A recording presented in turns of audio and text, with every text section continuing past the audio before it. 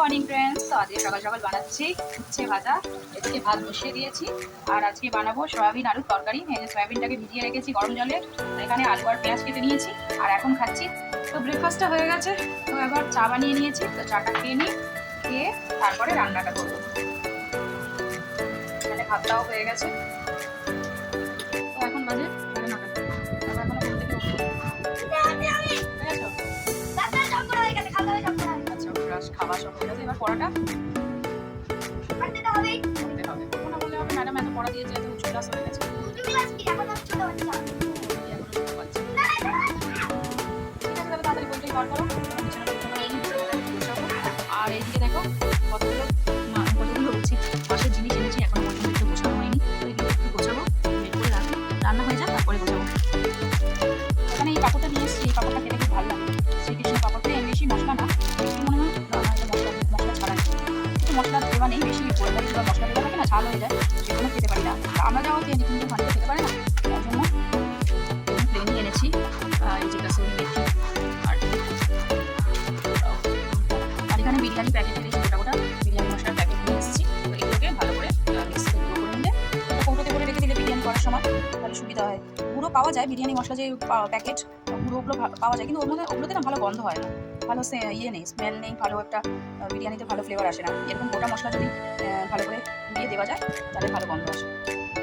তো যাই হোক, এখানে সব বের করে রেখেছি মালগুলো, এবার এগুলো ভালো করে গুছিয়ে নেব। এদিকে আজকে সকালে বানিয়েছিলাম সিমই, তো সিমই দিয়ে রুটি খেয়েছি। তো এই যে সিমই বানিয়েছি, তো অনেকটা রয়ে গেছে। তো হানি খায় না সিমই, তো ও খায়নি, আর মিস্টার বড়ুয়া খেয়ে অফিসে চলে গেছে। তো এখানে গোটা গরম মশলা ফোড়ন দিয়েছি, দিয়ে আলুগুলোকে ভেজে নেব। এখানে আলু আর পেঁয়াজ একসাথে কেটে দিচ্ছি, দিয়ে দিলে একসাথেই ভাজা হয়ে যাবে। একটু লাল লাল করে পেঁয়াজ আর আলু ভেজে নেবো। দেখো সয়াবিনগুলো ফুলে গেছে। আমি এখানে ছোটো সয়াবিন ইউজ করেছি, বড়গুলো খেতে আমার অতটা ভালো লাগে না। এই যে ছোটো ছোটোগুলো, এগুলো খেতে বেশি ভালো লাগে। আর এটা তো কালকে রাত্রে আমি দই জমিয়েছি, সুন্দর দইটা জমে গেছে, একটু জল নেই, সুন্দর দইটা জমেছে। এখন গরমকালে দই খেতে খুব ভালো লাগে। তো এখানে আমি 2 চামচ একটু দই দেবো, তাই বার করলাম, ফ্রিজে ছিল। তো দেখো তরকারিটা ভাজা হয়ে গেছে, এবার সব মশলাগুলো দিয়ে দেবো, লঙ্কা দিয়ে দেবো, আদা রসুন পেস্ট সব দিয়ে মশলাটা কষিয়ে নেবো। তো এখানে সব মশলাগুলো দিয়ে দিয়েছি, জিরে গুঁড়ো, আদা রসুনের পেস্ট দিয়ে দিয়েছি। এবার মশলাটা ভালো করে কষিয়ে নেবো। তো লাস্টে সয়াবিনটা দেবো। তো মশলাটা কষে এসছে, এখানে একটুখানি অল্প একটু টমেটো সস দিয়ে দিই।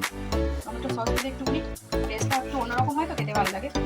একটু সস দিয়ে দিলাম। আজকে ফ্রিজে কিছু ছিল না, মাছ টাছ নেই, তো সেই জন্য ভাবলাম আজকে সয়াবিনই বানাই। তো আর গরমে না ডিম খেতে ইচ্ছে করছে না, তো সেই জন্য আর ডিমের ঝোল করলাম না।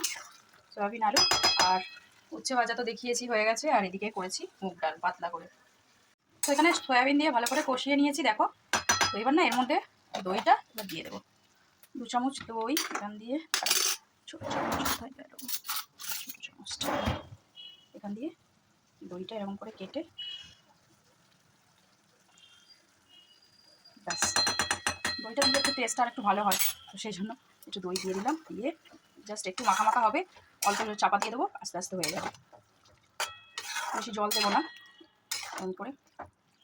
আর বেশি না ঝাল করিনি, গরমে বেশি ঝালও খাওয়া যাচ্ছে না, কম ঝালই দিয়েছি, বেশি মশলাও দিইনি।